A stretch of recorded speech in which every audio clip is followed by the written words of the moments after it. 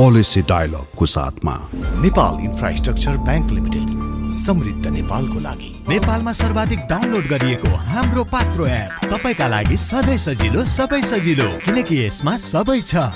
www.nepalwatch.com।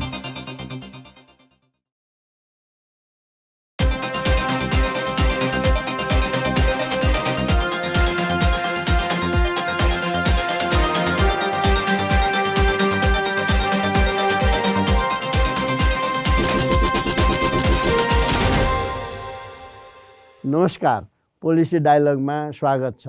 म विष्णुराज उप्रेती, नीति अनुसन्धान प्रतिष्ठानको सहकार्यमा नेपाल वाचले सञ्चालन गर्दै आएको पोलिसी डायलग कार्यक्रम समुन्नतिका लागि नीति निर्माणको सञ्चार पैरवी अभियान हो। यस अभियान अन्तर्गत आज हामीले नेपालमा समयमै पुँजीगत खर्च किन हुन सकेन भन्ने बारेमा बहस छलफल गर्दैछौँ। आजको बहसमा हामीसँग हुनुहुन्छ प्रतिनिधि सभाका सदस्य तथा पूर्वाधार विकास समितिका सदस्य प्रदीप पौडेल, त्यसै गरी पूर्व सचिव सुरेश प्रधान। यहाँहरू दुवैजनालाई कार्यक्रममा स्वागत छ। सबभन्दा पहिला त म अलिकति यो भर्खरै हाम्रो अर्थ मन्त्रालयले आर्थिक वर्ष 79-80 को बजेटको अर्धवार्षिक मूल्याङ्कन प्रतिवेदन सार्वजनिक गराएर रहेछ। त्यो प्रतिवेदनले उठाएका केही बुँदागत विषयहरू अलिकति हजुरहरूलाई यो कन्टेक्स्टको लागि पेश गर्छु। चालु आर्थिक वर्षको 4 महिनामा कुल खर्च 3 खरब 55 अरब 63 करोड भएको, त्यसमध्येमा पुँजीगत खर्च 29 अरब 9 करोड र मन्त्रालयगत पुँजीगत खर्च चाहिँ सहरी विकासको 10.16%, भौतिक पूर्वाधारको 13.11%, पर्यटन मन्त्रालयको 12.67%, खानेपानीको 14% गरे यसरी समग्रतामा अलिक कम प्रगति भएको देखिँदो रहेछ। अब यसैलाई आधार मानेर अहिले हामीले छलफल गर्दाखेरि चाहिँ म सबभन्दा पहिला सुरेश प्रधानजीलाई सोध्छु। तपाईँ विज्ञ, यो क्षेत्रमा धेरै काम गरिराख्नु भएको, यसरी यो पूर्वाधारमा चाहिँ खर्च हुन नसक्ने, पूर्वाधारका विकास परियोजनाहरूमा समस्याहरू देखिने, खर्च नहुने, प्रशासनिक खर्च चाहिँ बढिराख्ने यस्तो देखिएको छ। यसको मूल कारण के हो र यो सम्बोधन गर्नलाई के गर्नुपर्छ, त्यसमा प्रतिनिधि सभाको पूर्वाधार विकास समितिले के गर्नुपर्छ, नेपाल सरकारले के गर्नुपर्छ, समग्र प्रतिनिधि सभाले के गर्नुपर्छ, छोटकरीमा बुँदागत रूपमा प्रधानजी यसलाई राखिदिनु न। वास्तवमा हाम्रो विकासको सबभन्दा प्रमुख कुरा भनेको बजेट हो। सार्वजनिक खर्च पूर्ण आयोगमा 2 चोटि बसेँ, 66 र अस्तिको 75मा। त्यहाँ सबै विश्लेषण गर्दा खर्च किन हुँदैन भन्दाखेरि सबैभन्दा ठुलो समस्या भनेको चाहिँ बजेट निर्माण पनि देखिएको छ। र बजेट निर्माण देखेपछि बजेट निर्माण त गरिन्छ, तर बजेटको खर्च गर्ने प्रक्रियामा उत्तरदायित्व र एकाउन्टेबिलिटी चाहिँ त्यहाँ स्थापित हुन सकेन। त्यस कारणले हरेक मन्त्रालयमा अहिले हाम्रो आर्थिक कार्यविधि तथा वित्तीय उत्तरदायित्व ऐन 2076 र त्यसलाई नियमावली 2077ले हामीले राख्यौँ। के राख्यौँ भन्दाखेरि उत्तरदायित्व राख्यौँ। अब अहिले भयो कि त्यही कुरा, बजेट चाहिँ राख्ने, खर्च नहुने, खर्च चाहिँ हुने तर त्यो प्रवाह, त्यो लय, त्यो समय गुणस्तरमा नहुने र बेरोजगारी बढी आउने। यसले गर्दाखेरि सरकारले जुन खर्च गरेको छ त्यो खर्चको उपयोगिता कति छ भनेको कुरा चाहिँ छ। त्यस कारणले त्यो 2057 सालमा हाम्रो चाहिँ तत्कालीन खर्च बनाउने आयोगले चाहिँ जिरो बेस बजेटिङ, शून्यमा आधारित खरिद बजेट प्रणाली लागू गर्ने भनियो। हाम्रो अहिले वर्तमान यो खर्च बनाउने आयोगको 2015 रिपोर्टमा पनि हामीले चाहिँ कार्य सम्पादनमा आधारित आउटकम बजेटिङ पनि गर्नुपर्छ भनेको सिफारिस भयो, तर त्यसमा भएको छैन। सबभन्दा प्रमुख कुरा चाहिँ हाम्रो के भन्दाखेरि यो अहिलेको हाम्रो चाहिँ सीमान्त वृद्धि, इन्क्रिमेन्टल बजेटिङ सबभन्दा पहिला, किनभने जस्टिफिकेसन बिना राख्यो, नम्बर 1। नम्बर 2, अब मैले क्रमैसँग सबभन्दा ठुलो कुरो के भन्दाखेरि बजेट राख्ने प्रणाली नै गलत भयो। त्यस कारणले हाम्रो संसदले बुझ्नुपर्ने कुरा के, हाम्रो बजेटमा एकदमै अभियान गरेर यसमा परिवर्तन गर्नुपर्छ। अहिलेको यो सीमान्त वृद्धिले हुँदैन, नम्बर 1। अब अहिले के गरियो भन्दाखेरि यो जुन ऐन र नियमले आए भर्खरको वित्तीय उत्तरदायित्व, यसमा के लेखिएको छ भन्दाखेरि बजेट समितिको व्यवस्था गरिएको छ। र त्यस्तै साथसाथै अब अहिले हामीले बजेट प्रस्ताव र छलफल हाम्रो त्यो ऐनको दफा 9 र विनियोजन सम्बन्धी दफा छ 10। यसमा के भन्छ भन्दाखेरि प्रोजेक्ट ब्याङ्क, मध्यकालीन खर्च संरचना र हाम्रो चाहिँ खरिद योजना र खर्च के अरे गर्न सकिने क्षमतालाई विचार गरेर मात्रै गर्नुपर्छ भनेर जुन गरिएको छ, यति मात्रै अहिले पालना गरियो भने पनि अहिलेको व्यवस्थामा एकदमै सुधार हुन्छ। तर के भयो, यो हाम्रो अहिलेको यो मन्त्रालयगत बजेट सूचना प्रणालीमा यो केही कुरा राख्ने गरिएता भए पनि यो कुरालाई नगरिकन नहुने गर्यो भने अहिले वास्तवमा यो खर्च चाहिँ सुरुमै सुधार हुन्छ। अहिले अनिवार्य छैन र अनिवार्य छ, ऐनमै छ, ऐनमा छ, अनिवार्य छ, त्यसको पालना भएको छैन। अब यदि यो पालना गर्नको लागि चाहिँ हाम्रो जुन अहिले उत्तरदायित्व ऐनले के दण्डको व्यवस्था गरेको छ, म त्यो अहिले पछि भन्छु। त्योभन्दा अगाडि अब बजेट त बन्यो, तर अब खर्च प्रणाली त सुधार चाहिँ भएको छ। जस्तै अहिले रेड बुक आउन साथै त्यही नै बजेट हो, अहिले अख्तियारी दिनु पर्दैन। पहिला अख्तियारी दिएन, रिलिज भएन, अब रिलिज पनि पर्दैन, अख्तियारी पनि दिनु पर्दैन, रिलिज पनि गर्नु पर्दैन। अहिले फेरि बजेट कस्तो छ, स्वाभाविक रूपले एकल खाता कोष मार्फत जान्छ, सबै खर्च एकदम सिधै गर्नु। अहिले हाम्रो चेक काट्नै पर्दैन। त्यति सजिलो हुँदा किन भएन भन्दाखेरि अब अर्को पार्ट आउँछ आयोजनाको तयारी। आयोजना तयारी गर्दाखेरि यसको चाहिँ ऱ्यासनल तरिका नभइकन अलिकति यसमा सबभन्दा बढी चाहिँ तयारी बिनाको योजना र त्यो चाहिँ अलिकति मैले हजुरहरूलाई अलि अन्यथा नहोस्, राजनीतिक रूपले चाहिँ त्यो प्रभावित भएर चाहिँ योजनाहरू राखिनु हो। यो कुरामा चाहिँ अहिले संसदले पनि सोच्नु पर्यो। तर यो गर्दाखेरि हाम्रो जुन अहिले मध्यकालीन खर्च संरचना छ त्यसमा चाहिँ प्राथमिकता तोकिन्छ। प्रथम प्राथमिकता, दोस्रो प्राथमिकता, त्यतिखेर चाहिँ खर्च हुने नहुने हेरिन्छ। यति कुरा मात्रै संसदले बजेट पेश भइसकेपछि संसदले र यो सबै मन्त्रालय गरेको छ छैन मात्रै हेरिदिने भने पनि अहिलेको प्रणालीमा भयङ्कर सुधार हुन्छ। त्यो चाहिँ एउटा कुरा हो। अर्को एक पार्ट भनेको खर्च।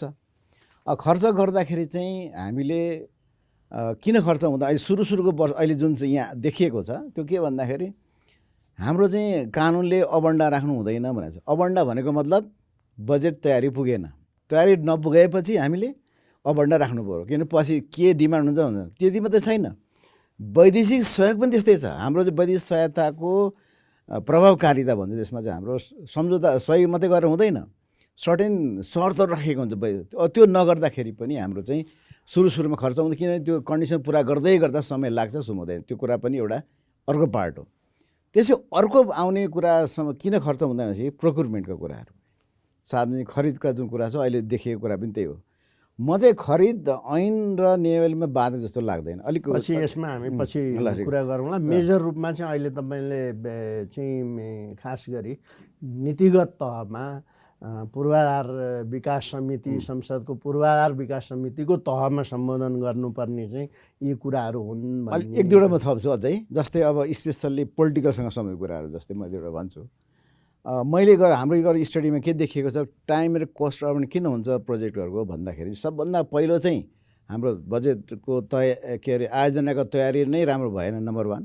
नम्बर 2 चाहिँ के अरे त्यो पब्लिक इन्टरभेन्सन आयोजनामा देखिन्छ नि, त्यहाँ चाहिँ जनताहरूले अनावश्यक डिमान्ड पुट गरेर त्यसलाई चाहिँ अनि आयोजना चल्नै नदिने भएपछि त्यो खर्च हुन सक्दैन। पछि म यसमा तपाईँसँग पछि आउँछ। म मान्यजीलाई हामीले सुन्यौँ पनि यी समस्या यतापट्टि रहेछन्, यो बजेट नै समयमा खर्च नहुने भयो भनेर तपाईँहरूले अथवा संसदले असार जेठमै बजेट ल्याउने अनि साउन मसान्तभित्र कार्यविधि निर्देशिका तयार गरेर कार्यान्वयनमा जाने गरी यी कानुनी प्रावधानहरू पनि गर्यो। त्यति गर्दाखेरि पनि भएन। अहिले उहाँ प्रधानजीले एउटा कुरो भन्नुभयो, नेताहरूले आफ्नो चाहनाअनुसार गर्ने भनेर। यही वर्षको बजेटमा केही मन्त्रीजीहरू, प्रधानमन्त्री लगायतका व्यक्तिहरूले चाहिँ आफ्नो ठाउँमा चाहिँ व्यापक परियोजना लगे, बजेट डिस्प्रोपोर्सनल लगे भनेर सदनमा पनि बहस हुन्थ्यो।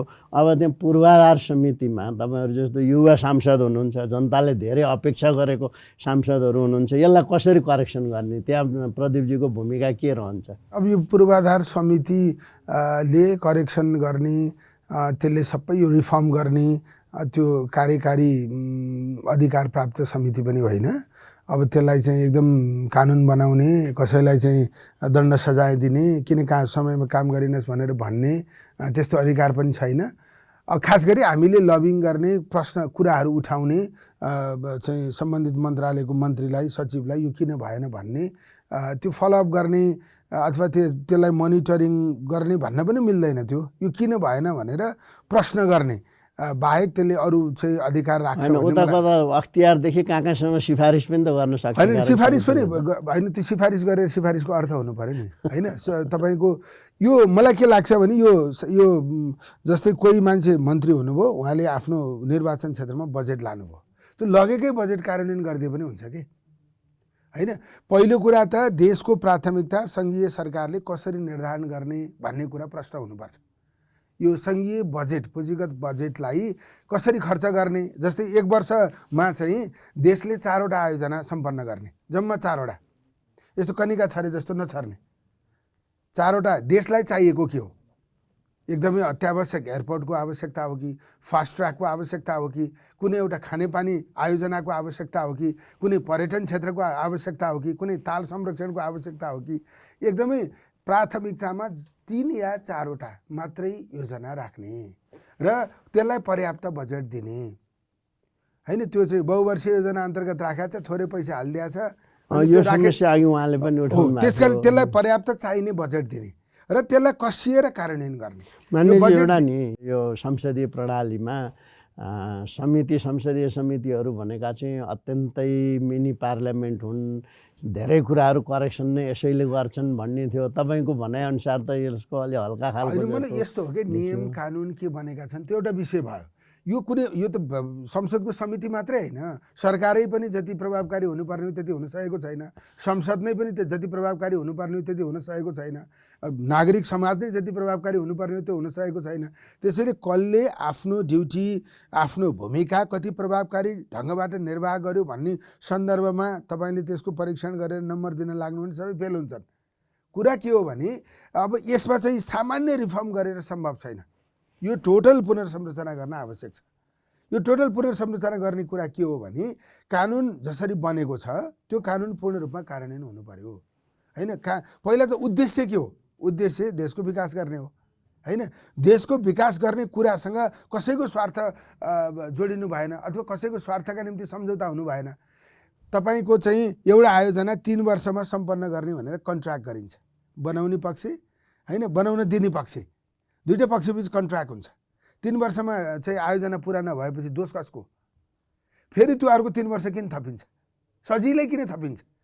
तपाईँहरूलाई प्रश्न भयो, यो सांसदहरूलाई प्रश्न हो, तपाईँहरूको त कामै यही खबरदारी। मलाई नै तपाईँले सबै प्रश्न गरेर सल्युसन आउँदैन। तपाईँको एउटा सार्वजनिक मिडियामा समस्या के हो मैले भन्न खोजेको कुरा के हो भने मैले त मेरो प्रश्न के अरे कमजोरी हो, ठिकै हो तपाईँले भनेको भनेर चाहिँ भनिरहने।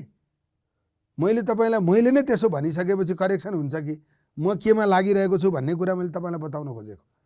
किन यत्रो समयसम्म यस्तो हुँदै आयो? 3 वर्षका कारण जस्तै नेपालको सबभन्दा ठुलो महँगो आयोजना कुन हो?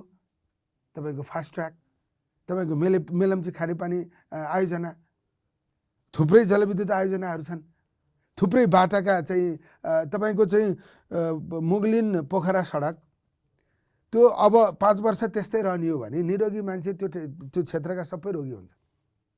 तपाईँको चितवन बुटोल सडक, तपाईँको यही रिङ रोड हेर्नुहोस् न, कति वर्ष अगाडि सम्झौता भएको चाइनिज सरकारसँग, हालत के छ? त्यसकारण कुरा के हो मेरो विचारमा के हो भने कानुन कडाइका साथ लागू भएन, मिलिमतोमा त्यहाँनिर कानुनलाई कमजोर गराउने काम भयो। 3 वर्षमा हुनुपर्ने काम चाहिँ 3 वर्षमा भएन, कसलाई दण्ड दिने हो? अर्को 3 वर्ष सजिलै किन थपिन्छ? के गर्ने त अब यसमा? मतलब पोलिसी के हो? त्यो पोलिसीमा ब्युरोक्रेसीले त्यो गर्नु पर्यो, पोलिटिकल लिडरसिपले त्यो गर्नु पर्यो, काम लिने कन्ट्र्याक्ट पक्षलाई के लाग्नु पर्यो भने मैले समयमा काम गरिनँ भने सरकारले छोड्दैन, दिने पक्षले छोड्दैन, मेरो लाइसेन्स सिज गर्छ। के ऱ्यासनल हुनु पर्यो नि? कोभिड भएको थियो, कुनै के भएको थियो, जायज हुनु पर्यो नि, जेमा पनि थपिन्छ। एउटा कन्ट्र्याक्टरले 20वटा चाहिँ तपाईँको चाहिँ ठेक्का लिन्छ। अब यसैमा एउटा म प्रधानजीलाई सोधेँ, अहिले मान्यजीले नि उठाउनु भयो, कन्फ्लिक्ट अफ इन्ट्रेस्ट एकदम धेरै, ठेकदार नै सांसद नै ठेकदार, मन्त्री हुने केस धेरै आएको छ, सदनमा पनि बहस भइसकेको र यो एकदम ठुलो नीतिगत इस्यु हो। यसलाई एड्रेस गर्नलाई अहिले प्रदीपजीले कानुन इमान्दारिताका साथ कार्यान्वयन गर्नुपर्ने भयो भनिराख्नु भएको छ। कानुन बनाउने ठाउँमै बसेका सांसदहरू ठेकदार छन्, अनि अब एउटैले 20वटा लिएर ओगटेर बसेका छ, अलपत्र भएका छन्। यी यावत यसलाई सम्बोधन गर्ने उपाय तपाईँ एउटा विशेषज्ञको रूपमा के देख्नुहुन्छ, के गर्यो भने हुन्छ? धन्यवाद। यो वास्तवमा अहिले सांसदज्यूले भन्ने कुरा चाहिँ अलिकति पूर्वाधार समिति गर्न सक्छ मलाई जस्तो लाग्छ। सबैभन्दा अहिले हाम्रो मैले गरेको स्टडीमा पनि सबैभन्दा यो ढिलो हुनुको कारण चाहिँ करार प्रशासन राम्रो नभएर हो। करार प्रशासन भनेको हाम्रो सरकारी निकाय र हाम्रो निर्माण व्यवसायहरूको जुन सम्झौता हुन्छ त्यसमा वर्क सेड्युल हुन्छ, कार्यतालिका। हजुरहरूले म यति अनुरोध गर्छु, जुन यो आयोजना कार्यतालिका बनाउने काम भएको छैन, कार्यतालिका भनेको मतलबै त्यो 3 वर्ष हजुरले जुन भन्यो 3 वर्ष पुरा गर्नु पर्यो। गरेन भने को त्यहाँ लेखेको छ, कन्ट्र्याक्टमै लेखेको हुन्छ। सरकार इम्प्लोयर को कति जिम्मेवार, कति उसले त गर्नै पाउँदैन, उसलाई लिक्विडिटी ड्यामेज लगाउने भन्ने छ चलन छ हो। अब हजुरले भनेको ठ्याक्कै कुरा कहाँ मिल्यो भन्दाखेरि जुन कानुन खरिद ऐन बमोजिम कन्ट्र्याक्ट डकुमेन्ट बनाएर उसले सही गरिसकेपछि त्यही नै कानुन हो। अब हजुरको समितिहरूले के गर्दा उपयुक्त हुन्छ भन्दाखेरि मैले त्यो जुन कन्ट्र्याक्टको क्लज अनुसार जुन राखिएको वर्क सेड्युल छ हजुरले एकपल्ट हेरेर सबै एकपल्ट ल के भइरहेछ भन्दै यति मात्रै सोध्ने हो नि धेरैको हुन्छ नम्बर 1। तर गरेन भने अर्को हाम्रो कानुनको हजुरले त्यो सप्लिमेन्ट्री कुरा भयो, पनिसमेन्ट छैन। जस्तै त्यसमा चाहिँ अब यो वर्क सेड्युलमा किन भन्यो भन्दाखेरि त्यो हरेक कन्ट्र्याक्टमा के लेखिएको हुन्छ, यो कन्ट्र्याक्ट सही गरेको यति दिनभित्र तिमीले सुरु गरेनौ भने कन्ट्र्याक्ट चाहिँ रद्द टर्मिनेट गर्ने भन्ने लेखेको हुन्छ। एकदम स्पष्ट व्यवस्था छ। अब त्यो टर्मिनेट गर्दैन कसले भन्दाखेरि जो आयोजना प्रमुखले गर्दैन। अब आयोजना गरे नगरेको भनेको अब अहिलेको उत्तरदायित्व कानुनमा हजुरलाई म त्यो अनुरोध गर्छु, त्यो हेर्दा पनि हुन्छ। त्यसमा के छ भन्दाखेरि चाहिँ यदि उसले समयमा सुरु गरेन भने कन्ट्र्याक्ट टर्मिनेट गरेन, उसले गरेन भने हरेक महिना यो आर्थिक उत्तरदायित्व ऐनमा छ त्यो सचिवले त्यो कारबाही नगर्नेलाई कारबाही गर्नुपर्छ भनिएको छ। हरेक महिना त्यो समीक्षा गरेर त्यस पछाडि उसले गरेन भने हरेक 3 महिना मन्त्रीले गर्नुपर्छ भनेको छ। हजुरले त्यति नै सचिवले अरू आफै गर्नु पनि परेन। त्यो सेड्युल अनुसार किन काम भएन, यो काम सुरु नगर्दाखेरि टर्मिनेट किन भएन, त्यो लिक्विडिटी ड्यामेज लगाएर ढिलो गऱ्यो भने किन नलगाएको, र म्याद थपको त हजुरको अस्ति हाम्रो 6औँ संशोधनमा त मैले पनि अलि त्यहाँ सुझाव दिएँ थिएँ 50% भन्दा बढी चाहिँ थप गर्न नपाइने भनेको अहिले अब अलिकति व्याख्या गर्नुपर्ने भएको छ। किनभने अख्तियार दुरुपयोग अनुसन्धान आयोगले 75 सालमा त्यो एउटा स्टडी गर्दाखेरि 1848 प्रोजेक्टहरू विगत 10 वर्षदेखि म्याद थप रहित र चलेको छ कानुन बन्ने काम भएको छैन उसले रिपोर्ट दिएपछि यो संशोधन भएको थियो। भनेपछि अब यो बिचमा के भइदियो, संरचना सङ्घीय संरचना भएपछि हामी कतिपय चाहिँ सङ्घमा राख्यौँ, कति प्रदेशमा पठायौँ, कति स्थानीय त्यो नहुनु भएपछि पछि कति चाहिँ हाम्रो आपसी सम्मतिबाट टर्मिनेट भयो। त्यस कारणले अब हजुरको मैले देखेको चाहिँ के भन्दाखेरि केही गर्नु परेन, कार्यकारी अधिकार नभए पनि सिम्पली आयोजना प्रमुखलाई पनि सोध्नु पऱ्यो, खै त्यो सचिवलाई महिना दिनमा तिमीहरूले त्यो समीक्षा गरेर यो प्रोजेक्टहरूको को जिम्मेवार हो, किन सेड्युल मेन्टेन कहाँ कति पछाडि गयो एउटा त्यो हेर्नु पऱ्यो। त्यो पछाडि जानुको रिजन के थियो हुनसक्छ हजुरले भने जस्तै त्यो कोभिड आउला त्यसलाई हामीले चाहिँ फोर्स मेजरै भन्छौँ। भनेको मतलब अनफोर्सिन कन्टिन्जेन्सी जुन चाहिँ हाम्रो कन्ट्र्याक्टमा सहयोग गर्ने बेलामा जुन देखेको हुँदैन त्यसलाई कन्टिन्जेन्सी भनिन्छ। त्यो देखि त्यसमा पनि हामीले म्याथअप गरिदिन सक्छौँ विदाउट कस्ट होइन, अथवा कति सिम्पल कुराहरू हो। यति मात्रै हेरिदिनु भने मलाई लाग्छ हजुरको कमिटीले केही गर्नु पर्दैन। मन्त्रीलाई 3 महिनामा किन तिमीले सचिवले कारबाही गरेन भने सचिवले कारबाही गर्नुपर्छ मन्त्रीले, अब मन्त्रीले 3 महिना गरेन भने प्रधानमन्त्रीमा रिपोर्ट भयो। यति नै गऱ्यो भने मलाई लाग्छ खालि आउट गरेपछि कुरा हुन्छ। त्यस कारणले अब हाम्रो चाहिँ 2टा कुरा हजुरले भने कम्प्लायन्स भएन, एउटा त्यो कुराको हुनुपर्छ भने गरेन, दोस्रो कुरा चाहिँ कम्प्लायन्स भएन भनेर चाहिँ अहिलेसम्म कसले दण्ड गर्यो, कसैले गरेको छैन। नमस्ते, म पारस खड्का। हामी कसैले पनि पशुपन्छीहरूप्रति निर्दयी व्यवहार नगरौँ। आफ्नो घरपालुवा पशुपन्छीलाई आवश्यक आहार, वासस्थान, स्वास्थ्य सेवा, स्वतन्त्रता र माया प्रदान गरौँ। पशु कल्याण स्थापनाको लागि पशुपन्छीहरूलाई सबै किसिमका दुर्व्यवहारबाट मुक्त गरी भयरहित वातावरण सुनिश्चित गरौँ। धन्यवाद।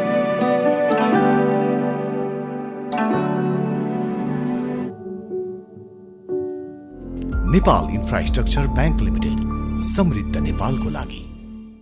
नेपालमा सर्वाधिक डाउनलोड गरिएको हाम्रो पात्रो एप तपाईका लागि सधैँ सजिलो, सबै सजिलो, किनकि यसमा सबै छ। प्रदीपजीसँग आएँ। अलिकति हाम्रो कर्मचारी प्रशासन पनि राजनीतिकरण भएको पनि देखिन्छ। तुरुन्तै सरुवा हुने, मन्त्रीले चाहँदा र नचाहँदा जाने लैजाने, अनि अलि मोरल पनि ब्युरोक्रेसीभित्र पनि कम भएको, यी यस्ता अवस्था खास गरी राजनीतिक पार्टीहरूको कारणले गर्दाखेरि पनि यसमा असर गरेको देखिन्छ। यसलाई सुधार्न चाहिँ राजनीतिक पार्टीहरूले के गर्नु पर्ला? यस्तो हेर्नुहोस्, मेरो ड्युटी के हो, म के जिम्मेवारीमा बसेको होइन। तपाईँको चाहिँ ब्युरोक्रेसी अथवा पोलिटिकल लिडरसिप सबै चाहिँ देशको निम्ति काम गर्न बसेको होइन। यो जुन विकास पूर्वाधारको हामीले कुरा गरिरहेका छौँ, यो विकास पूर्वाधार समयमा सम्पन्न गर्न होइन, व्यवस्थित गर्न, पूर्वाधार सुशासन कायम गर्न, यो सबैको ड्युटी त त्यही हो नि। तर त्यो ड्युटी भएका हामीहरूको प्राथमिकता के छ? गरेन नि यहाँ समस्या। त्यो ड्युटी भएका हामीहरूको प्राथमिकता के छ? हाम्रा लागि ठेकदारसँगको सम्बन्ध ठुलो हो कि होइन? त्यसबाट प्राप्त हुने कुरा ठुलो हो कि हामीले हाम्रो पर्फर्मेन्स के हो? हामीले मेरो करियर के हो होइन, मेरो चाहिँ सोसियल रेस्पोन्सिबिलिटी के हो, मेरो भविष्य के बन्यो गऱ्यो भने बन्ने हो, म आम मान्छेका बिचमा एकदम लोकप्रिय हुने कसरी हो, त्यो सबै कुरा मैले गर्ने भूमिका कति प्रभावकारी ढङ्गले गरेको छु बा यो सचिव भयो, ऊ सचिव भएर चाहिँ यो वास्तवमा पुरै पूर्वाधार यो सुशासन कायम हुने स्थिति बन्यो। फलानु मन्त्री भयो, त्यो मन्त्री भएर पुरै यो व्यथिति अन्त्य भयो हो। त्यो ड्युटी नभएसम्म यो कुनै पनि सुधार हुँदैन। अब यो अहिले नभएको तपाईँलाई एउटा इन्डिभिजुअल एउटा कारण दिएर के अर्थ छैन। यसलाई सचिवलाई मात्रै दोष लाएर पनि अर्थ छैन, मन्त्रीलाई मात्रै दोष लाएर पनि अर्थ छैन। हाम्रो टोटल सिस्टम रिफर्म गर्नुपर्छ।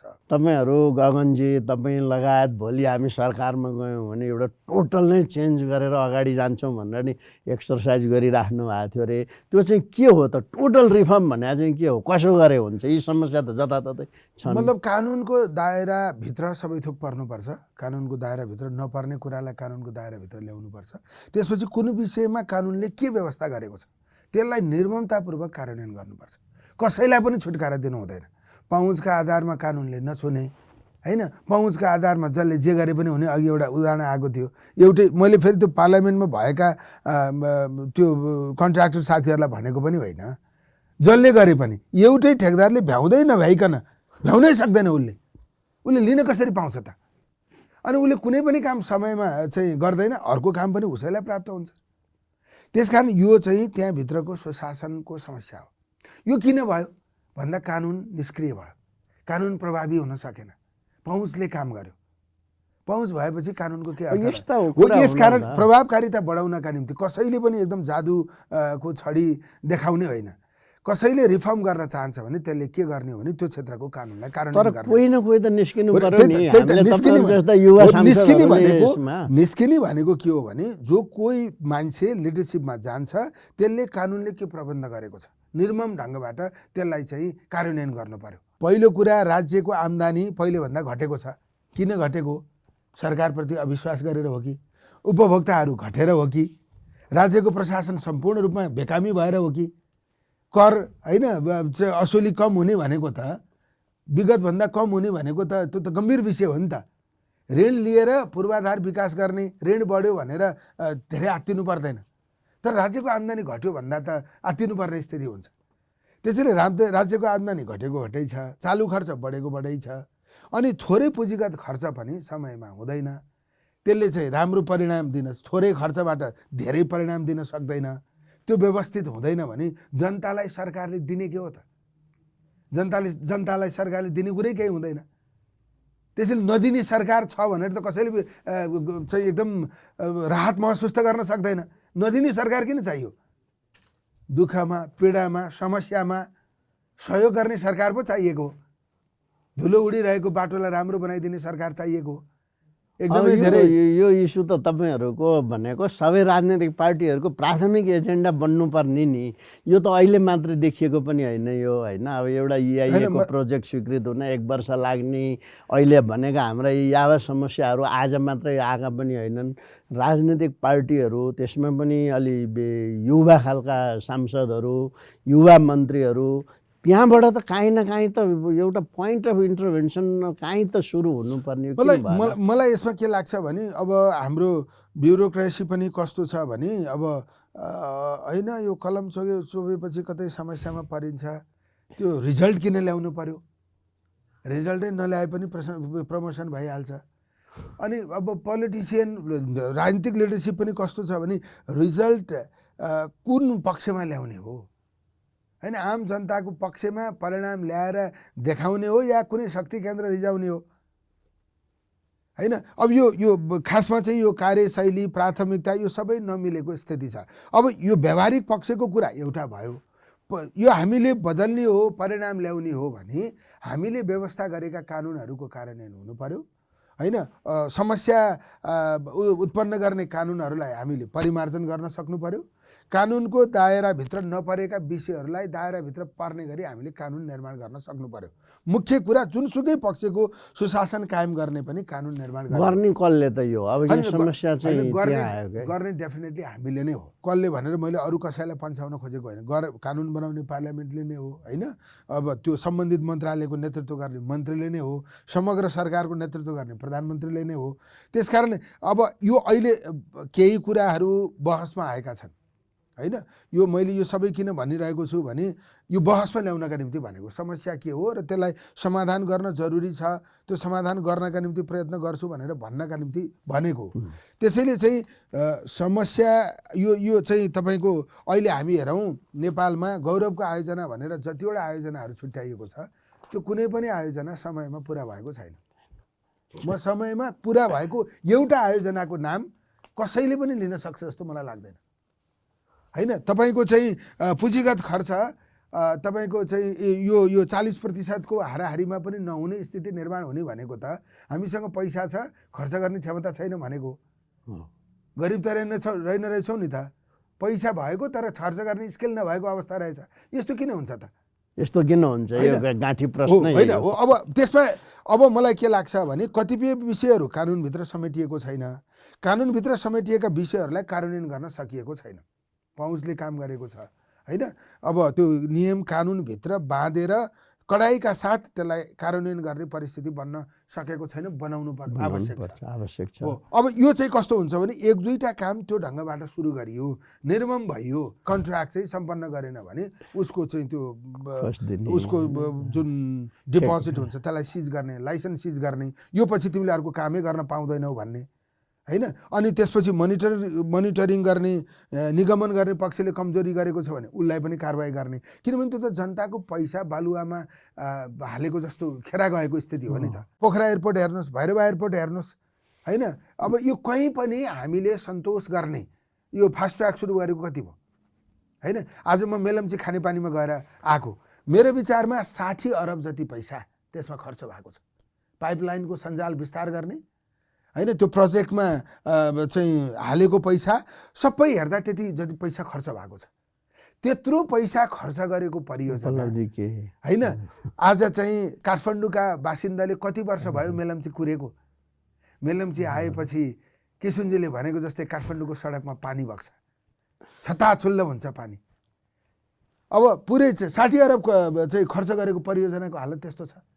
म अब यहीँ अहिले प्रदीपजीले उठाएको एक्जाम्पल मेलम्चीबाटै सुरु गर्छु। हाम्रा ठुला परियोजनाहरू प्रभावकारी नहुनुमा दाताहरूका शर्तहरू, दाताहरूको समन्वयको अभाव, यी यावत कुराहरू पनि छन् भन्ने पनि कुराहरू आइराख्छन्। तपाईँ एउटा विज्ञको रूपमा यो दाताको समन्वय ठुला परियोजना, राष्ट्रिय गौरवका परियोजनाहरूमा कस्तो देख्नुहुन्छ? यसको के छ त्यहाँ भूमिका? वास्तवमा अहिले देखिएको केस मेलम्चीकै केस एउटा चाहिँ छ, त्यहाँ अहिले एडिबीले प्रकाशन गरेको छ। त्यसमा चाहिँ दाताहरूका शर्तको कारणबाट मेलम्ची परियोजना 7 वर्ष ढिलो भएको भन्ने रिपोर्ट छ। Lesson learn from Melamchi phase 1 भन्ने रिपोर्ट छ एडिबीको वेबसाइटमा। त्यहाँ के भन्दाखेरि मेलम्ची ल्याउनको लागि चाहिँ हाम्रो अर्थ मन्त्रालयले एडिबीसँग गर्दैको ऋण सम्झौतामा केवल काठमाडौँ उपत्यका खानेपानी लिमिटेड स्थापना गर्छु र त्यसको आधारबाट चाहिँ अनि म पैसा जति असुल गरेर गर्छु भन्ने हिसाबले त्यो गरेको छ। त्यसले गर्दाखेरि उसको जुन शर्त त्यो मात्रै छैन, मेलम्चीमा अर्को पनि छ, एउटा चाहिँ सामाजिक उत्थान कार्यक्रम गरेकै हुनुपर्छ भने एडिबीको चाहिँ शर्त छ त्यहाँ। भनेको मतलब त्यो पूर्वाधार बनाउने क्रममै यो शिक्षा स्वास्थ्य यो कुरा जस्ता कुरा पनि गर्नुपर्छ भनेपछि के भयो, जनताहरूले चाहिँ त्यो एउटा प्रोजेक्टबाट सबै सुविधा लिने गरी प्रोजेक्टमा एट्याक गर्यो। भनेपछि प्रोजेक्टको समयमा काम सम्पन्न भएन, एउटा कुरा त्यो। दोस्रो कुरा चाहिँ प्रोजेक्ट ढिलो सुरु भयो, किन भन्दाखेरि त्यो 7 वर्ष तक त्यो केमिकल स्थापना गर्नलाई केमा लाग्यो, कानुन बनाउनमा लाग्यो, त्यहाँको कर्मचारी रिटायरमेन्टको लागि लाग्यो। त्यसलाई यी सबै गर्दा गर्दै 7 वर्ष बितेको त्यो रिपोर्टमा। यसमा नि एउटा अब यो दाताहरूले त्यो त शर्त केयुकेल हुनुपर्छ, कानुन हुनुपर्छ भन्ने राखे। म नीति अनुसन्धानको कार्यकारी अध्यक्ष हुँदा हामीले एउटा अध्ययन गरेका थियौँ कि यस्ता खालका ठुला विकास परियोजनाहरू किन समयमा कार्यान्वयन हुँदैन भन्दाखेरि यी कुराहरू त त्यो जति बेला परियोजना बनाउने बेला हो त्यति बेलै हेरिनुपर्ने कुरा हो नि, होइन? हामीलाई के कानुन चाहिन्छ, कति स्रोत चाहिन्छ, कस्तो जनशक्ति चाहिन्छ, त्यो उपलब्ध छ, यी सबै कुराहरू भइसकेपछि अनि परियोजना सुरु गरिनुपर्ने हो। त्यसको त दाताहरूको शर्त भन्दा पनि हाम्रो पार्लियामेन्टले समयमा अब त्यही केयुकेलको ऐन आउनलाई धेरै लामो समयसम्म विवाद भइराख्यो भनेपछि एक किसिमले भन्दाखेरि त हाम्रो जनप्रतिनिधि संस्थाहरू चाहिँ इफेक्टिभ हुन नसकेको कारण जस्तो देखियो। समयमा ऐन नदिने, समयमा समन्वय नहुने। अर्को पनि म मान्यजीलाई सेयर गरौँ, यो नीतिगत कुराहरूमा सांसदहरू अथवा पार्लियामेन्ट संलग्नै हुँदो रहेछ। नीति कर्मचारीले, सचिवहरूले, मन्त्रालयले बनाउँछ कानुन, तपाईँहरूले संसदमा बनाउनुहुन्छ, त्यो कानुनले नीतिलाई, नीतिले कानुनलाई ब्याकअप गर्नुपर्ने नै हुँदो रहेछ। कहिले त कन्ट्राडिक्ट्री नै भइदिँदो रहेछ, त्यसले गर्दा कार्यान्वयनमै नजाने रहेछ। त्यस कारणले हाम्रो संसदकै क्षमतामा पनि अलिकति सुदृढ बनाउनु पर्ने, तपाईँहरू जस्तो सांसदहरूको यो सबै हेर्ने उसमा पनि अलि सशक्तता ल्याउनु पर्ने, होइन? खालि हाम्रो सांसदहरू के देखिन्छ राजनीतिक कुराहरूमा मात्रै लाग्ने।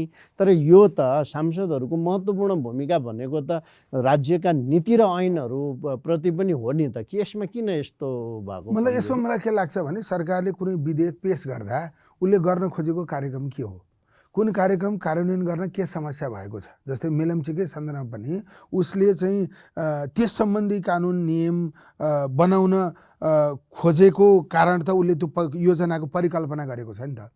एउटा योजना परिकल्पना गरेको छ, त्यो योजना कार्यान्वयन गर्नका लागि यो खालको कानुन चाहिन्छ भनेर उसले संसदमा लिएर जानु पर्यो। सरकारले प्रस्तुत गरिने योजनाहरूको आधारमा अथवा प्राथमिकताको आधारमा कानुन बन्ने हो। त्यसैले चाहिँ संसदमा ती कुराहरू सरकारले समयमा लयो कि लएन, होइन? सरकारले त्यो प्रोजेक्टलाई सहजीकरण हुने गरी कानुन बनायो कि बनाएन, अनि संसदले त्यसलाई समयमा पास गरिदियो कि गर्दैन भन्ने विषय चाहिँ सरकार र संसदको चाहिँ यो तालमेलमा हुनुपर्छ, एउटा विषय। दोस्रो विषय, सरकारले ल्याएन भने पनि पार्लियामेन्टको एउटा सदस्यले त्यो विषय बुझेर उसले चाहिँ सक्रियतापूर्वक चाहिँ भूमिका गर्न सक्नुपर्छ। उसले चाहिँ जरुरी सार्वजनिकको प्रस्ताव महत्त्वको प्रस्ताव ल्याउने हो कि प्राइभेट बिल ल्याउने हो कि, होइन? संसदको ध्यानाकर्षण गर्न एउटा सांसदले आफ्नो तर्फबाट कुनै पनि विषय बुझेर त्यसको आधारमा ऊ अतिरिक्त सक्रिय हुने। तपाईँले भन्नुभएको जस्तो कानुन बनाउनै दत्तचित्त भएको सांसदले चाहिँ अरूतिर ध्यान नदिएर त्यतैतिर लागेर उसले आफ्नो तर्फबाट पनि इफोर्ट गर्न सक्छ। तर संसदलाई बिजनेस दिने, विधेयकहरू दिने, त्यसमा छलफल गराउने, कानुनका रूपमा त्यसलाई पास गर्ने सन्दर्भमा चाहिँ त्यसको लबिङ चाहिँ सरकारले नै गरेको हुनुपर्छ, इनिसिएसन चाहिँ सरकारले नै गरेको हुनुपर्छ। सरकारले नगरेको कारणले र संसदभित्रका सांसदहरू व्यक्तिगत रूपमा त्यो कुरामा सक्रिय नभएका कारणले परिणाम आउन सकेन। त्यसमा दुई मात्रै भएन। तर त्यो सँगसँगै संसदले कानुन पास गरेको छ, होइन? के अरे योजना पनि कार्यान्वयनमा अगाडि बढेको छ, तर त्यो समयमा किन पुरा हुँदैन? त्यसको लागत 4 गुणा बढी किन हुन्छ? होइन त्यसको नि त खोज्ने त सांसदले होला नि त। यो सरकारमाथिको निगरानी त संसदकै दायित्व हो नि त। त्यो दायित्व होइन भनेर तपाईँको प्रश्नमा मैले भन्न सक्दिनँ। पहिलो कुरा चाहिँ सरकारको रेस्पोन्सिबिलिटी हो, पहिलो कुरा होइन, सांसदको दायित्व हो भन्ने संसद है, सांसद भने मैले संसदकै दायित्व भन्ने मानेर मैले यो प्रश्न पनि तपाईँको अगाडि चाहिँ खडा गरेँ होइन। मलाई चाहिँ कसैलाई समिति गठन गर्ने, छानबिन गर्ने अधिकार त हुँदैन। त्यस कारणले सरकारले सबै नियम कानुन बनाएर कार्यान्वयनमा अगाडि बढाएको परियोजना पनि किन समयमा पुरा हुँदैन, त्यसको चाहिँ लागत 4 गुणा 5 गुणा किन बढेर जान्छ होइन। अनि त्यो कस्तो हुन्छ भने वर्षौँसम्म एउटा योजना चाहिँ कार्यान्वयन हुन लाग्ने भएपछि त्यसले चाहिँ अरू इम्प्याक्टहरू धेरै पार्छ। हेर्नुहोस्, यो अरू चाहिँ अप्रत्यक्ष प्रभाव चाहिँ धेरै, त्यो सबै कुराले के पुष्टि गरेको हुन्छ भने पूर्वाधारमा सुशासन छैन। पूर्वाधारमा सुशासन ल्याउनका निम्ति संसदका समितिहरू र सरकार अथवा यो राजनीतिको मुख्य विषय बन्नुपर्छ भन्ने मलाई लाग्छ। सुरेशजी, अब यो पृष्ठभूमिमा तपाईँ विज्ञको नाताले यो सार्वजनिक खरिद ऐनले समस्या पार्यो भन्ने पनि सुनिन्छ। यो प्रोसेसको मोनिटरिङ पुगेन, त्यस कारणले कमी कमजोरी देखिए पनि भनेर भनिन्छ। त्यो पाटोबाट चाहिँ सुधार्न सकिने नीतिगत क्षेत्रहरू कुन कुन हुन्? केमा चाहिँ सुधार गर्यो भने अहिले सांसदजीले भने जस्तो पूर्वाधार सुशासन सुनिश्चित गर्न सकिन्छ? अब अलिकति संसदीय निगरानी बढ्यो भने चाहिँ सरकार जवाफदेही हुन्छ सबभन्दा पहिला। किनभने हजुर मैले अलिक सिम्पल कुरा, धेरै ठुलो कुरा छैन। अहिले हजुरले भनेको कुरा सबै त आर्थिक कार्य उत्तरदायित्व हामी बनाइदिएका छौँ, सरकारले बनाएको छ। खालि त्यो बजेट पेस गर्ने बेला र नीति कार्यक्रम पेस गर्ने बेलामा यो कुरा गाएर पेस गरेको हो। जस्तै खर्चको मापदण्ड, हजुरले भनेको लागत बढ्छ भने खर्चको मापदण्ड मन्त्रालयको हिसाबले तयार गर भनेको छ, त्यो तिमीले तयार गरेको हो, यति मात्रै, अरू केही गर्नु परेन। गरेपछि कहाँ गरेछ यति हेरिदिनु पर्यो। दोस्रो कुरो, त्यो हाम्रो बजेट बनाउँदाखेरि प्रोजेक्ट ब्याङ्क आधार, प्रोजेक्ट बनाउन साथ हजुरले भने सबै कुरा त्यहीँ आउँछ। बेनिफिसियरी ग्रुप कुन चाहिँ हो, कुन ठाउँमा बनाउने, कति वर्षमा सम्पन्न गर्ने, सबै हुन्छ। त्यसै त्यो प्रोजेक्ट ब्याङ्कको आधारबाट बजेट बनिसकेपछि त्यो बजेटमा चाहिँ अरू कुनै लुपल रहँदैन त्यस पछाडि। किन भन्दाखेरि त्यो हामीले अब 3 वर्षको पनि हामी राख्छौँ मध्यकालीन खर्च संरचना भनेको छ। त्यसले चाहिँ खर्चको स्रोतको चाहिँ निश्चितता देखाउने, किन हाम्रो चाहिँ सुरक्षितता नहुँदाखेरि समस्याहरू आएको छ। त्यस कारणले मैले यति मात्रै हजुरलाई भन्न खोजेको के भन्दाखेरि यो भएकै कुरालाई सिम्पली किन भएन, सरकारले किन गरेन भन्ने निगरानी गरेर यसो भन्दै मात्रै भने पनि धेरै कुराहरू त्यो बजेट पास गर्ने बेला पनि प्रस्ताव गर्ने बेला फेरि आउँछु हजुर। नमस्ते, म पारस खड्का। हामी कसैले पनि पशुपन्छीहरूप्रति निर्दयी व्यवहार नगरौँ। आफ्नो घरपालुवा पशुपन्छीलाई आवश्यक आहार, वासस्थान, स्वास्थ्य सेवा, स्वतन्त्रता र माया प्रदान गरौँ।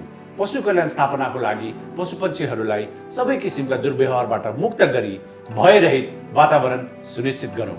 धन्यवाद।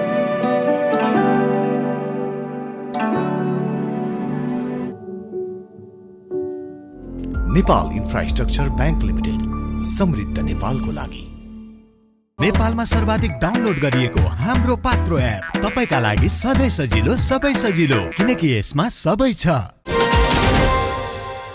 यहाँ अहिले तपाईँले भन्नुभयो पूर्वाधार विकास समितिले त्यहाँ हाम्रो कानुनी रूपमा उल्लेख भएका प्रावधानहरूलाई मोनिटरिङ मात्रै गर्दाखेरि पनि सुधार, धेरै कुराहरू सुधार गर्न सकिन्छ। निगरानी मात्रै गरिदिँदाखेरि परियोजना बैङ्कहरू किन तयार भएनन्, एलोकेसन भएको बजेट किन खर्च भएनन्, यी कुराहरू गर्नलाई पूर्वाधार विकास समितिलाई त केही कठिन त छैन नि है। यसलाई अलिक कसरी बढी प्रभावकारी बनाउने? त्यो समितिमा गएको 3-4 महिना भयो, चिठीहरू थुप्रै लेखेको पनि मलाई थाहा छ। अनि त्यो स्थलगत निरीक्षण गर्न पनि गइयो होइन। त्यो संसद भवनदेखि लिएर चक्रपथ होइन, तपाईँको मेलम्ची खानेपानी, यो पहिला पनि गएको थिएँ म, यो निर्वाचित भएर आइसकेपछि सबैतिर गएर देखेका कुराहरू पनि भनियो होइन। संसदमा त मैले यो कुरा यति धेरै उठाइसकेँ, सुन्ने समय अरू समयमा पनि मैले बारम्बार यो कुराहरू उठाएँ। अब यो कस्तो जवाफ नआएको पनि होइन, एउटा रेडिमेड जवाफ जस्तो आउँछ होइन। यो यस्तो भएको भनेर त्यो चाहिँ जवाफ पनि रेस्पोन्स गरेको पनि आउँछ, तर त्यो परिणाममुखी हुने गरी, समाधान हुने गरी आउँदैन। यसको समस्या यो हो, यसलाई यसरी हल गरिँदैछ, यो यस कारणले हल नभएको भन्ने ढङ्गबाट जवाफ आउँदैन। जवाफ के आउँछ, भइरहेको छ, प्रगति विवरणै लेखे जस्तो गरी आउँछ त्यो कस्तो हुन्छ नि एउटा त्यो हाम्रो चाहिँ त्यो अभ्यास कस्तो रहेछ भने यो काम चलाउने होइन यो यसै यो टालटुल गर्ने खालको अभ्यास भयो जस्तो मेरो बुझाइ छ। मेलम्चीमा के रहेछ अहिले हामीलाई के लाग्छ त्यो सुरुङमा सबै त्यो बाढीले त्यो बालुवा होइन चट्टान सबै त्यहाँ छिराएको कारणले चाहिँ त्यो सुरुङ बन्द भएको भन्ने बुझाइ छ। त्यस्तो होइन, केही हदसम्म त्यसलाई सफा गर्न आवश्यक छ, तर सफा नै गर्न नसकिने स्थिति छैन। त्यसको समस्या के हो भने अब त्यो कन्सल्टेन्सीको जिम्मा कन्ट्र्याक्ट जोसँग छ त्यसले भुक्तानी पाएको छैन। त्यसो भइसकेपछि उसले के गर्छ, त्यहाँ अहिले के भएको भनेर हेर्दिन, ऊ गइदिन्न। त्यहाँको त्यो सुरुङमा कति चाहिँ त्यो गेगर पसेको हो होइन, कति चाहिँ भनौँ न त्यो त्यहाँ समस्या छ, कहाँसम्म समस्या छ भन्न त त्यो कन्सल्टेन्सीले भनिदिनु पऱ्यो नि त। तर ऊ चाहिँ सरकारले मलाई भुक्तानी दिएको छैन भने त्यहाँ जाँदैन। त्यसरी त भन्नु भनेपछि नि अनि त्यसपछि अर्को कन्ट्र्याक्टर जो छ हजुरले भुक्तानी दिएन भने उसले चाहिँ क्लेम दाबी गर्न सक्छ क्या। होइन दाबी पनि गरेको छु भन्ने छ उसको, गर्छ, गरेन भने ऊ त त्यो सरकार जिम्मेवार हुन्छ नि त। अब त्यस्तै मलाई त्यहाँ चाहिँ भुक्तानीको पक्षमा समस्या भएकोले त्यसलाई कानुनी रूपमा जटिल मानिएकोले त्यो समस्या भयो पनि नभए पनि जटिल मानिएकोले त्यो समस्या भएको भन्ने मलाई लाग्छ। नत्र भने तपाईँको 1.5-2 करोड खर्च गरेर सुरुङ खोलेर अहिले त पानी आइरहेको छैन होइन। काठमाडौँमा कत्रो हाहाकार छ हेर्नुहोस्। यस्तै रह्यो 2-3 महिना यस्तै रह्यो भने मान्छे सबै गाग्री लिएर सडकमा आउनेवाला छन्। एकदमै काठमाडौँमा एकदमै ठुलो समस्या छ। अहिले त तपाईँको जमिन मुनिको पानी पनि आइरहेको छैन होइन। अहिले त त्यो चाहिँ जुन ढङ्गले चलिरहेको थियो त्यो ढङ्गले चल्ने स्थिति पनि छैन। अब यत्रो गम्भीर समस्या त्यो चाहिँ त्यत्रो पुँजी लगानी गरिसकेको परियोजना फेरि कसरी चल्छ त? त्यो त प्राथमिकतामा राखेर खोजी नीति गर्नु पर्दैन? ए सुरेश सर, यसमा प्रथम प्राथमिकता नै हो नि हजुर। यहाँ सुन्नु न, अहिले मान्यजीले भने अनुसार यो अपरेसनल इस्युमा त संलग्न हुने कुरो भन्। यो राज्यकै निकायहरू सम्बन्धित विभाग मन्त्रालय किन यसमा जवाफदेही हुँदैनन्? यसको कारण के छ? नगरे पनि हुने, गरे पनि हुने भएको कारणले हो कि कोही त जिम्मेवार हुनु पर्ला नि त। यत्रो नोक्सान भइसक्यो, यत्रो अप्ठ्यारो परिराखेको छ, संसदको समिति नै गरेर हेऱ्यो होइन। हेर्दाखेरि अपरेसनल कुराहरू देखिन्छन्। यो त त्यो ठेकदारको सुपरभिजन गर्ने अधिकारी जो हो त्यो सचिवको पनि कुरो रहन्छ, त्योभन्दा तलैकोले गर्छ, प्रशासकले गर्छ। प्रशासन तिनीहरूका जवाफदेही हुनु पर्दैन? यसमा भएको के हो? अब वास्तवमा हाम्रोमा अघि मैले भने अहिले अब त्यो अख्तियारले स्टडी गर्यो 1848 को, त्यसमा सबैभन्दा दोष भनेको चाहिँ करार प्रशासन। हजुरले भनेको जुन मैले त्यसमा अलिक भन्दै धेरै ठुलो पनि छैन हजुरको। त्यो सजाय व्यवस्था छ अहिले हाम्रो आर्थिक वित्त ऐनमा दफा 57 छ। त्यसले गरेन भने सजाय गर्नुपर्ने छ। सचिव हरेक महिना मोनिटरिङ गरेर भनेको छ त्यहाँ, त्यो हरेक समीक्षा गर्ने र त्यो मातहतको प्रोजेक्ट प्रमुखले गरेन भने त्यो दण्ड गर्ने, विभाग कारबाही के त्यो सबै छ त्यहाँ। यदि सचिवले हरेक महिना रिपोर्ट त्यो दण्ड गरेको रिपोर्ट चाहिँ गरेको रहेनछ र काम सम्पन्न, किनभने खर्च र खरिद र बजेट कार्यान्वयन भएन जिम्मेवार तुलाउन सक्ने, इभन मन्त्रीले तुलाउन सक्ने व्यवस्था यहाँ छ ऐनमा। खालि यसको चाहिँ खालि हजुरले भने जस्तो अघि यसको चाहिँ पालना गराउनु पर्यो र पालना गरेन भने दण्ड दिने जुन प्रावधान छ कानुनमै छ। पहिला त्यो थिएन, अहिले राखेपछि अबको यो 76 77 भनेपछि अब अलिकति 2-3 वर्ष हो। यसलाई पालना गर्ने भने हजुरहरूको जस्तो त्यहाँ यदि खालि यतिमा मात्रै त्यो सचिवले यो सबै यो मन्त्रालयको कतिवटा आयोजना छ, लेट चाहिँ 100 वटा छ, यसमा के स्टार्ट हो, कार्यतालिका के हो, के भएन, कन्ट्र्याक्ट करार प्रशासक को हो, तिमीले किन कार्य गर, खालि सोधे तिमीले गरेको छ हरेक महिनाको समीक्षा त्यो आउट गर त्यो रिपोर्ट, यति मात्रै भन्दै पनि मलाई गर्न सकिएला नि त मान्यज्यू। त्यो त यो तपाईँहरूको समितिबाट यो अहिले उहाँले भनेको मात्रै गराइदिने हो भने पनि धेरै सुधार हुने कुरो देखियो। गराउन सकिँदैन? त्यति सजिलो थियो भने त हामी त परिणाम देखाउन पनि, आफूले काम गरेको देखाउन पनि गरिन्थ्यो। यो चाहिँ कस्तो नि जेलिँदै गएर असाध्यै जटिल बनेको जस्तो देखिन्छ होइन। यो चाहिँ जस्तै मानिलिउँ मन्त्रालयको दायित्वभित्र परेका कुराहरू मन्त्रालयको संरचनाले कार्यान्वयन गर्न किन खोज्दैन त? त्यहाँ त एकदम यो चाहिँ त्यहाँ के भनिन्छ भने कुनै समस्या गयो भने कानुनी रूपमा यसको अप्ठ्यारो यो छ।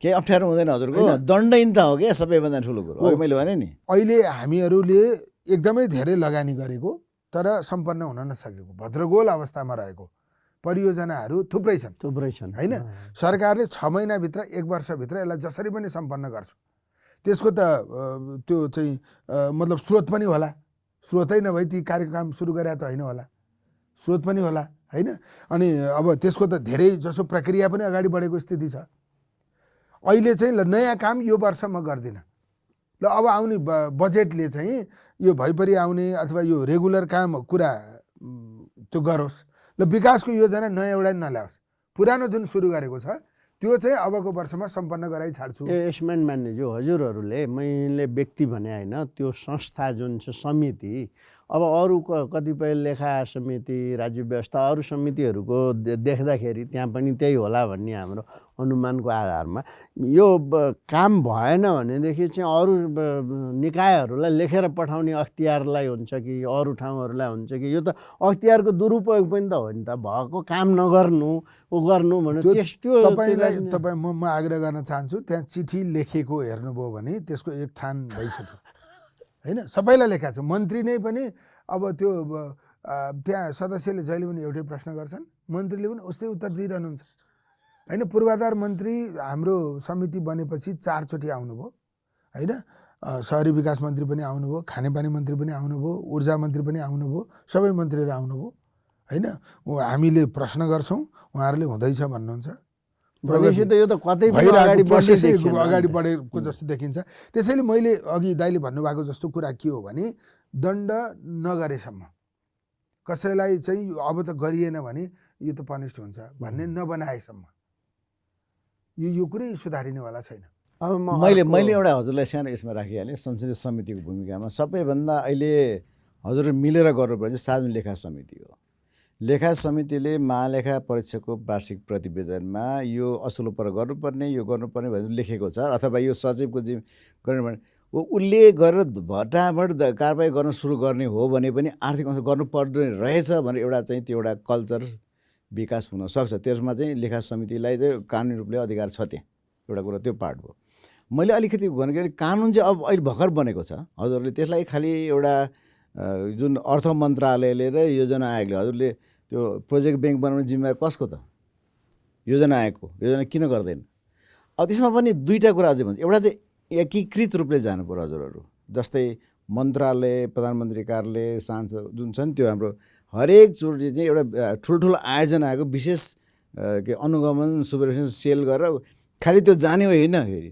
अब्जेक्टिभली यो वर्क सेड्युलहरू कन्ट्र्याक्टहरू समेत राखेर किन भएन त्यो प्रधानमन्त्री कार्यालय एक्सन रुम के को लागि त्यहाँबाट के त्यत्रो एक्सन रुम बनाएको त्यत्रो प्रधानमन्त्री कार्यालयमा त्यत्रो ठुल्ठुलो आयोजना हेर्ने बनाएको हो नि त त्यही हजुरहरूले उसले त्यो निगरानी गरेको छ कि छैन भने एउटा गरेर त्यो गर्न सकिन्छ अर्को कुरा के भन्दाखेरि हाम्रो आयोजनाहरूको अघि पनि मैले भने यो अहिलेको दफा 9 र 10 मैले बारम्बार भन्ने गर्छु मैले आफ्नो उसमा सिलसिलामा पनि अहिले एकदम यति गर्ने हो भने हजुरले भनेको कुरा त्यही समाधान हुन्छ अहिले त्यो कतिखेर त्यो बजेट बनाउने बेलामा मन्त्रालयको बजेट समिति छ त्यसमा सचिवै बस्नुपर्छ र नभए पनि उसको भन्दा वरिष्ठ बस्नुपर्छ नभए यसलाई जिम्मेवार तुल्याउने जस्तै अब अहिले प्रक्रियामा पनि कारबाही गर्ने चाहिँ कुरा हुन थालिसक्यो अझै प्रक्रिया पालना गर्नुपर्ने रहेछ भन्ने कुराको एहसास मात्रै दिलाउन सक्यो भने जस्तै अहिले खर्चको मापदण्ड छैन प्राथमिकता तोकेको छैन यो मध्येका खर्च संरचना छैन प्रोजेक्ट ब्याङ्क छैन खर्च हुन सक्ने सम्भाव्यता गरेर मात्रै राख्नुपर्छ बजेट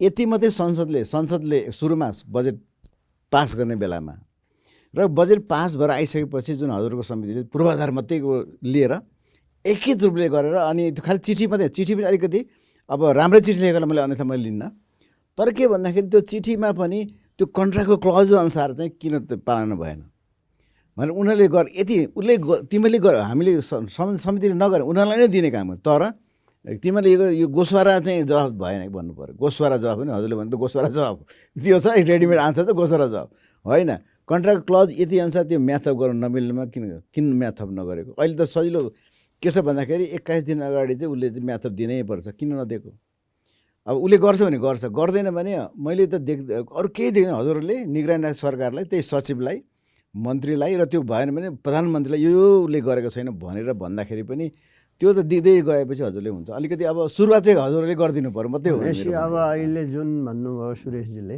ती कुराहरू गर्नलाई तपाईँको समितिले अब तपाईँ सभापति नै हुनुहुन्न, सभापति भएको भएदेखि अहिले म यही गराउँछु भन्नुहुन्थ्यो होला, तर एज अ सक्रिय सदस्यको नाताले कसरी यो कुराहरू सुनिश्चित गर्न सकिएला? तपाईँले पब्लिकलाई यो हाम्रा सम्पूर्ण दर्शकहरूलाई के प्रतिबद्धता यो कार्यान्वयन गर्न के जनाउनुहुन्छ त? अब सांसदको नाताले यहाँ त यो त जटिल त देखियो समस्या, उपाय पनि रहेछन्। होइन, म तपाईँको सार्वजनिक कार्यक्रममै आएर यतिको भन्ने मान्छेले मैले समितिमा केही कुरा भन्न बाँकी राखेको छु भन्ने त्यो तपाईँ पनि नसोच्नुहोस् होइन। त्यहाँ हामीले एग्रेसिभली त्यो कुराहरू उठाएको स्थिति छ, तर क्लिक कान भएको हामीले दिएको दबाब पुगेन कि होइन, तालमेल मिलेन, अथवा हामीले त्यो परिपुर्याएर भन्छ नि अघि उहाँले भन्नुभयो जस्तो दफा नियम त्यो ठ्याक्कै समातेर भन्न सकिएन कि त्यसको सहयोग चाहिँ म पनि गरौँला होइन होइन। अब त्यस्तो कुरा सुधार्ने विषय होला होइन। अब जस्तै त्यो ठ्याक्कै कहाँ हो भन्नुपर्ने, कसलाई हो चाहिँ दबाब दिनुपर्ने, त्यो ठाउँ थाहा पाइएन अथवा त्यो दबाब दिने गरी त्यसलाई चाहिँ लेख्न सकिएन, त्यसमा कमजोरी हुनसक्छ। तर मुद्दा उठान गर्ने सन्दर्भमा हामीले त्यो आएदेखि नै त्यहाँको त्यो मिटिङ त्यो रेकर्डको पनि हेर्न सकिन्छ। आएदेखि नै हामीले एग्रेसिभली त्यो कुराहरू गरेको होइन। तर त्यो गर्दा सम्बन्धित मन्त्रालयको मन्त्रीज्यू आउनुहुन्छ, सचिवज्यू आउनुहुन्छ, उहाँहरूको पनि एकदम निरीयता जस्तो देखिन्छ होइन। अब उहाँहरू नै आएर त्यो सबै व्यथिति भएको होइन, पहिले पनि त्यो थियो। तर अब अहिले त सुधार्ने कसले हो त? उहाँहरूले नै हो, जसले नेतृत्व गरिरहेको छ। अपेक्षा त उहाँहरूसँगै गर्ने हो नि त, अर्को मान्छेसँग गरेर त भएन। कार्यकारी होइन, त्यसैले तपाईँको पालामा तपाईँले नेतृत्व गरेको मन्त्रालय अन्तर्गतका यी कामहरू के भइरहेका छन्, किन यी कामहरू समयमा हुँदैन? के अरे दसैँमा चाहिँ पोखरा गएर काठमाडौँ आउनु कति घन्टा लाग्यो, कहाँ कहाँ के समस्या भयो होइन। चाहिँ बुटोल जानुभयो साथी, चितवनबाट काठमाडौँ आउनु कति घन्टा लाग्यो। यस्ता व्यवहारिक उदाहरण पनि दिएर थुप्रै पटक हामीले कुरा गऱ्यौँ। तर त्यो कुरा गर्दा चाहिँ जवाफ आउँछ, तर त्यो जवाफ आउँदा केही भइरहेको जस्तो कुरा पनि हुन्छ, तर परिणाममा त केही भएको छैन होइन। तपाईँको चाहिँ एकछिनलाई हेरौँ न, त्यो मुगलिन पोखरा सडक अब कहिले चाहिँ बनिसक्छ होला? अझै 5 वर्ष लाग्ने छाटकाट छ।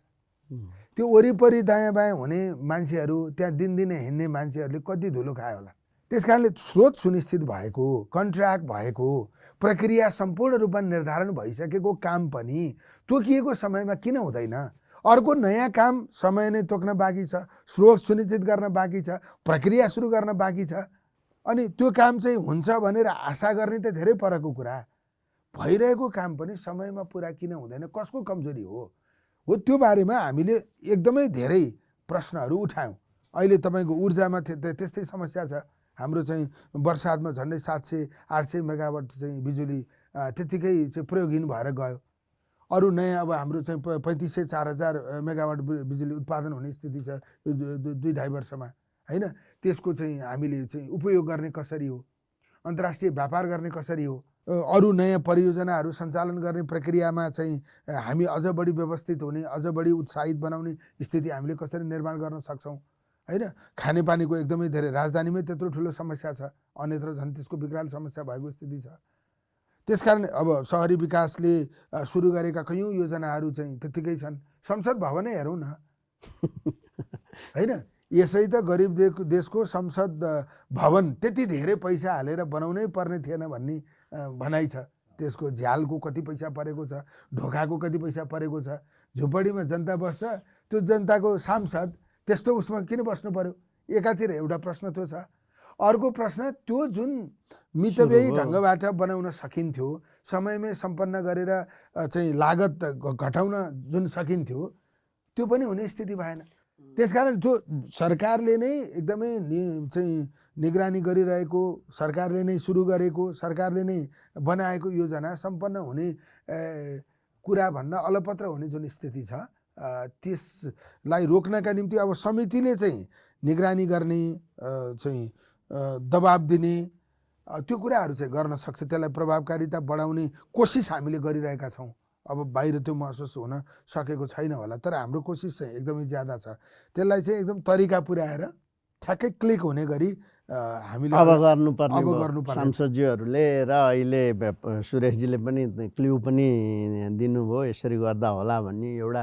म यो राज्य नागरिक सम्बन्ध स्टेट बिल्डिङमा अनुसन्धान गरिराखेको अनुसन्धानकर्ताको नाताले राज्य नागरिक सम्बन्ध सुदृढ बनाउने माध्यम भनेको त सेवा प्रवाह नै हो, प्रभावकारी सेवा प्रवाह हो। राज्यले गर्नुपर्ने न्यूनतम दायित्वभित्रका कुराहरू नगर्दाखेरि नागरिकहरूमा निराशा आएपछि त त्यसको परिणाम त फेरि पनि राजनीतिक अस्थिरताहरू नै हुने हो। त्यस कारणले अब अहिले यो मुद्दालाई आशा छ हाम्रो संसदले, नेपाल सरकारले, नेपाल सरकारका अधिकारीहरूले ध्यान दिनुहुनेछ। अब यहाँको अहिलेको हाम्रो छलफलको सारांशमा पूर्वाधार सुशासनमा धेरै काम गर्नुपर्ने कुराहरू देखिए।